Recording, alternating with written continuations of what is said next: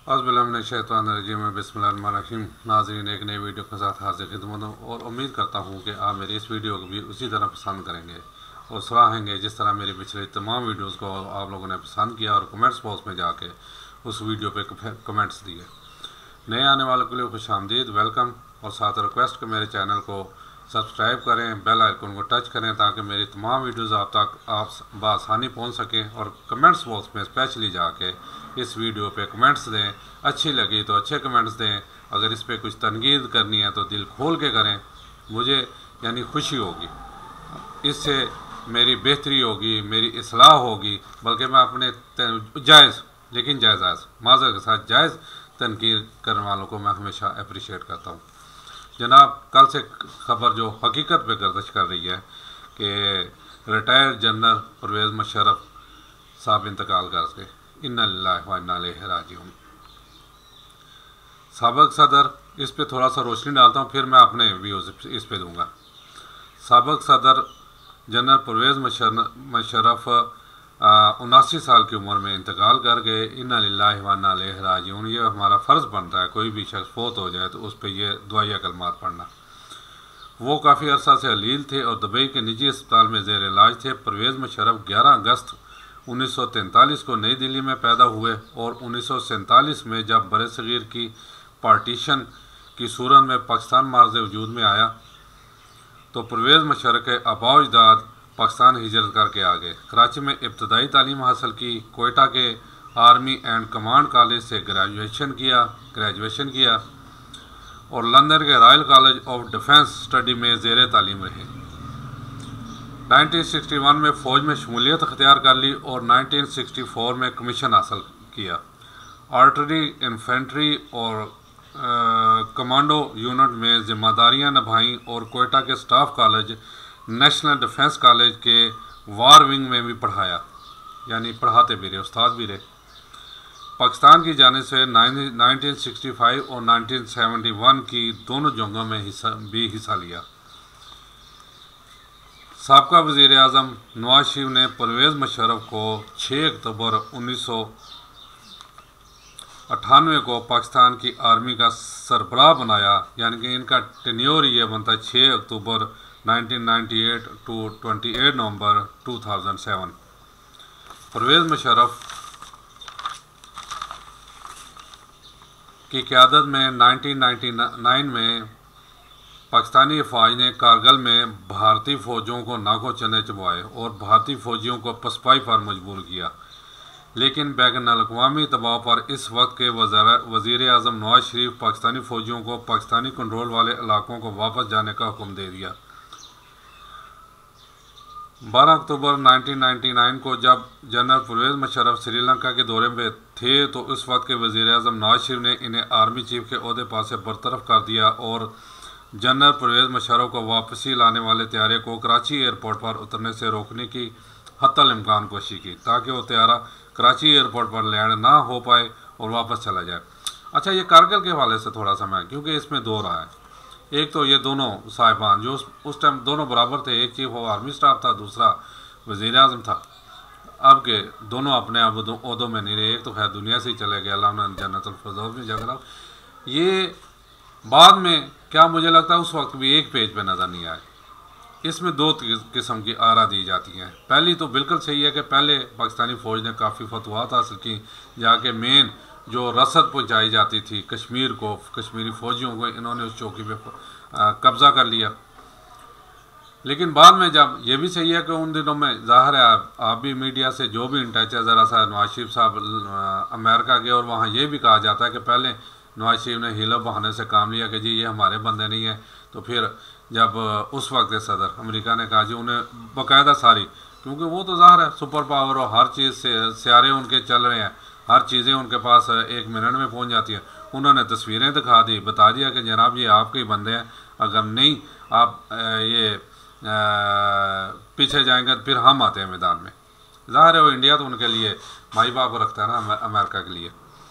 तो यानी ऐसी कोई थ्रेट किया तो नवाज शरीफ साहब हमेशा यानी अपने पाँव पे खड़ा होना जुर्म समझते हैं, वो थोड़ा सा स्टैंड ही नहीं ले सके। ठीक है, वापस आ गए यहाँ से, फिर इनमें कोई इख्तलाफात पैदा हुए, उन्होंने फौजियों का वापस हो जाओ। और फिर यानी ये यानी जैसा इन बिटवीन उसी श्रीलंका पे दौरे पे गए हुए थे जनरल परवेज़ मुशर्रफ, तो पीछे से उन्होंने उसे माजूल कर दिया इसी केस में, और दूसरे को आर्मी चीफ बनाने की कोशिश की।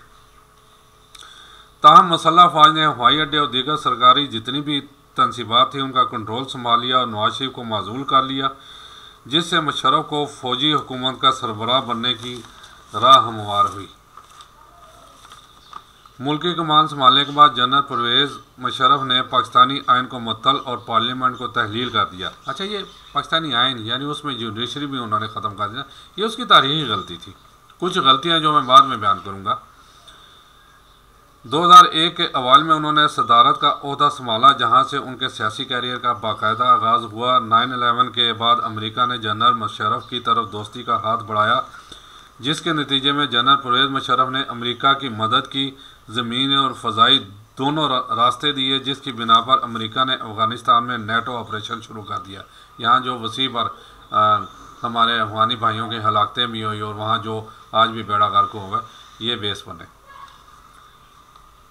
अगले कई सालों में परवेज़ मुशर्रफ कातलाना हमले भी हुए, यानी उन पर कातलाना हमले भी हुए, लेकिन वो हर बार बच गए। ज़िंदगी थी, ज़िंदगी हो तो फिर कुछ भी हो सकता है। 2007 में परवेज़ मुशर्रफ ने सदारत के लिए दोबारा इंतखाबात की कोशिश की। 2 ओहदे एक साथ रखने की बिना पर परवेज़ मुशर्रफ को सुप्रीम कोर्ट की तरफ से मुखालफत का सामना करना पड़ा, तो जनरल परवेज़ मुशर्रफ ने पाक फौज की सरबराही छोड़ दी। ये भी उनकी मेरे हिसाब से गलती थी, क्योंकि पाक फौज का जो चीफ ऑफ आर्मी स्टाफ, तो उसकी तो पावर ही क्या बात है यार, इसे सदर की सीट छोड़ देनी चाहिए थी। लेकिन उसको वो है ना, और जिन्होंने पंजाबी कहने ने झूठे सदारती ने कुर्सी दे, वो मज़ा आने लग पिया सी उन्हें क्या खली वली जान दे उन्होंने। 2008 के इंतखाबात में वजूद में आने वाली हुकूमती इत्तेहाद ने सदर के अहदे पर बराजमान परवेज़ मुशर्रफ के ख़िलाफ़ मुआख़ज़े की कार्रवाई शुरू की, तो उन्होंने 18 अगस्त को अपने इस्तीफ़े का ऐलान कर दिया और ख़ुद साथा जिला वतनी इख्तियार कर ली। 2013 के आम इंतखाबात में अपनी पार्टी आल पाकिस्तान मुस्लिम लीग के ज़रिए इलेक्शन में हिस्सा लेने की कोशिश की, तो परवेज़ मुशर्रफ को कई कानूनी मसाइल और पेचीदगियों ने रोके रखा और मुख्तलिफ केसेस का सामना करते रहे। साबिक़ सदर को 2016 में दुबई इलाज के लिए मुल्क से बाहर की जाने की इजाज़त दी गई, यानी इसके दरमियान उन्हें नज़रबंद भी उनके अपने महल में जो फार्म हाउस है उसमें नज़रबंद कर दिया गया। ज़ाहिर अभी फौजी अफसर था, चीफ ऑफ आर्मी स्टाफ किस ज़माने में रहा, तो फिर तलका तो होते हैं ना।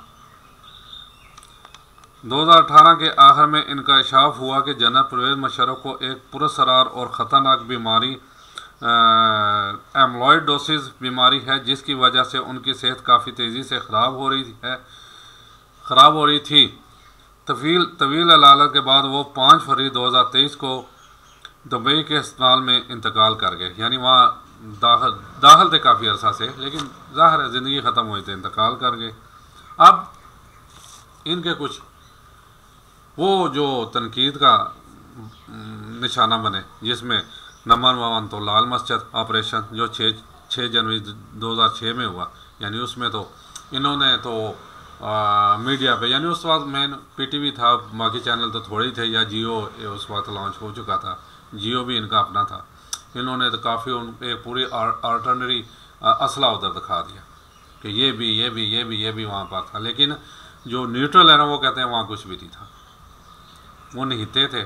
और फिर चौधरी शुजात का आप इंटरव्यू सुन सकते हैं, जिसमें उन्होंने कहा जी हमारे फाइनल आखिरी जो मुज़ाकरात हुए वो मौलाना से 100% कामयाब हुए, जिन्होंने कहा जी आप आएंगे लेकिन अकेली नहीं, साथ मीडिया लेके आएंगे, ताकि मीडिया को मैं बता सकूँ इधर किधर असला हमारे पास कौन सा। सिर्फ उनके पास लठ थी, यानी वो भी औरतों के पास, बच्चियों के पास।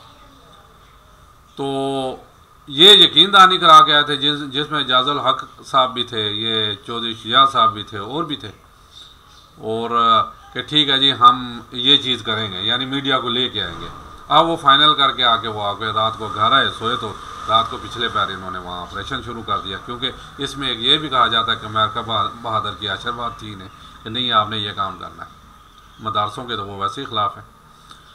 तो वहाँ पे कहा जाता है कि बहुत जाने, ये तो कुछ भी नहीं बताया गया, बहुत मासूम जाने गई। और ये भी कहा जाता है एक न्यूट्रल ज़राए के मुताबिक वहाँ गड़े खोद के वो लाशें उसमें दफन की गई।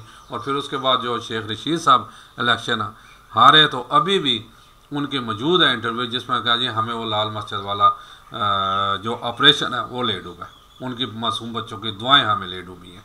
असल में ये हकीकत थी। अब 100% उसमें क्या है, ये वल्लाह आलम, यानी अल्लाह ताला की ज़ात जानती है, लेकिन इसमें कुछ ना कुछ यानी दाल में काला है, या हो सकता है पूरी दाल ही काली हो। दूसरा कारगिल जो मई 1999 में किया, ये जो रिपोर्टें मेरे सामने हैं, जो मैंने स्टडी की, शुरू में ये मुशर्रफ साहब की प्लानिंग थी, और मियाँ साहब को तो इसके बारे में कुछ पता भी नहीं था। जब उन्होंने ये यानी कि शुरू कर दिया अपने प्लान के मुताबिक, बाद में उन्हें ब्रीफबंदी की कि जनाब ये चीज़ हो चुका है। और उसमें भी एक और रहा है कि पहले तो ठीक है इंडिया के काफ़ी जानी नुकसान किया सारा कुछ, लेकिन जब रिटर्न हुआ, अब ये भी अमेरिका बहादुर की चाल थी कि देखें अगर वो बनता था, मुंसिफ बनता था, तो वो आ जाता, आके बैठता, ठीक है जी आप एक सेफ रास्ता ले लें और निकल जाए यहाँ से। लेकिन जब वापसी हुई हमारे फौजी, सुना उनमें बहुत से हमारे फौजी शहीद हुए, क्योंकि इन्होंने नीचे पोजीशनें संभाल ली थी। ये भी एक ये कह लें अब किसी की गलती है, लेकिन इसमें बहुत सा हमारा जानी नुकसान हुआ उस वक्त भी। तीसरा, इन्होंने जो जजों से पंगा लिया, जज बैन कर दिए, वकाला ने हड़तालें की, वो भी आप लोगों के साथ अभी भी फुटेज मौजूद है। आखिर इन्हें यह भी बाद में अपना फ़ैसला वापस लेना पड़ा और चौधरी इफ्तिखार वहाँ हीरो बन के नमूदार हुए। ये भी आप लोगों के सामने, ये भी इनकी गलती थी। और सबसे बड़ी देखें, इंसान थे, अब फौत हो गए, अल्लाह जन्नत नसीब करे। मैंने तो पहले कहा इन्ना लिल्लाहि व इन्ना इलैहि राजिऊन, अल्लाह ताला ने बख्शे, कुछ अच्छे काम किए हैं तो उसकी बदौलत। उससे सबसे ज़्यादा अगर मैं इंतहाई माज़रत के साथ कहूँ तो इनके डसे हुए ये खुद आप लोगों के सामने शख्स बैठा है। यानी मैं पिटचल का एम्प्लॉई था, और कहा यह जाता है कि उस वक्त जब पिटचल बेचा गया, ये मुशर्रफ साहब सदर थे, और 12 बंदों ने इनमें इस बेचने में कमीशनें खाई। अब असल बात तो अल्लाह ताला की ज़ात ही जानती है, लेकिन दाल में कुछ ना कुछ यहाँ निकाला है। क्योंकि मुशर्रफ साहब एक दफ़ा मुत्तहदा अरब अमारात की कंपनी ने डील करके कैंसिल कर दी, तो ये वहाँ गए, जाके उन्हें मनाया इस पे। यानी पहले ये था कि वो पैसा बाहर से ला गए, फिर इन्होंने इतनी नर्म शर्त रख दी, ठीक है आप पाकिस्तानी बैंकों से लोन लें और वो हमें किस्त दे दें, इतनी नर्म, यानी हमारी जूतियाँ ही हमारा सर। उसमें कितने हज़ारों लोग एम्प्लॉइज़ बेरोज़गार हुए, जिनमें मैं भी शामिल था। कितने हज़ारों वो ख़ानदान थे, और मेरे सामने मिसालें थी कि जिन्होंने बात कर एक बंदा 2-2, 3-3 ख़ानदानों को पाल रहा था। यानी किसी की बहन बेवा थी, किसी का भाई माजूर था, 2-2, 3-3 ख़ानदानों को वो पाल रहा था एक बंदा। इन्होंने उन्हें बेरोज़गार कर दिया। तो ज़ाहिर है ये भी बदुआएँ मेरे हिसाब से। यानी बहुत से ऐसे ताकत में थे ना, ताकत के नशे में उस वक्त चूर थे। यानी जो आया इन्होंने जेन में आया कर दिया, जो आया इन्होंने जेन में कर दिया, इंतहाई माजर के साथ। यानी मैं तो फिर दुआ यही करता हूँ कि अल्लाह ताला उन्हें बख्शे, लेकिन जो हकीकत है, जो सच है, वो भी बताना पड़ता है। वो आइंदा दूसरे लोगों के लिए नसीहत का सबब बनता है कि देखें वो भी एक दिन था, ताकत का देवता बना हुआ था, ठीक है, अब नहीं रहा, अब अपना वो हिसाब उधर दे रहा होगा। तो पीछे जो है खुदारा वो इस बारे में सोचें कि एक दिन आखिर हमने यहाँ जाना है, चाहे वो नवाज शरीफ हो, जरदारी हो, इमरान खान हो, चीफ हो आर्मी स्टाफ हो, चीफ जस्टिस हो, ब्यूरोक्रेट हो। हत्ता कि मुझे भी सोचना चाहिए इस बारे में कि एक दिन जहाँ पे ना हमारी सफारत चलती है, ना पैसा चलता है, ना रिश्वत चलती है, कोई ना रिश्तेदार काम आ सकता है, वहाँ सिर्फ मेरे अमल काम आएंगे। अगर अच्छे होंगे तो अच्छा उसका मुझे रिज़ल्ट मिलेगा, अगर बुरे होंगे तो फिर ज़ाहिर है बुरा मिलेगा। तो ये थी जनाब, ये आखिरकार परवेज़ मुशर्रफ एक सुनहरी, यानी अपने काफ़ी बीच में सुनहरी दौर भी गुजारा और डिस्प्यूटेड भी रहे बाद में, यानी उन्हें सज़ाए मौत का भी आर्डर जारी कर दिया। तो लेकिन बाहर रहे, बचे रहे। हम गरीब होते तो कब के लटका दिए जाते, क्योंकि हम तो कहीं नहीं भाग सकते ना। बहरहाल आखिर पे फिर उनके लिए दुआ है कि उन्होंने जितने भी कोई अच्छे काम किए हैं उनके सिले में उनकी अल्लाह ताला बख्शिश करे और जन्नतुल फिरदौस में जगह अता फरमाए। कमेंट्स बॉक्स में जाके आप ज़रूर कमेंट्स दीजिएगा कि ये वीडियो आप लोगों को कैसी लगी। इजाज़त चाहता हूँ। अस्सलाम वालेकुम व रहमतुल्लाहि व बरकातुहू।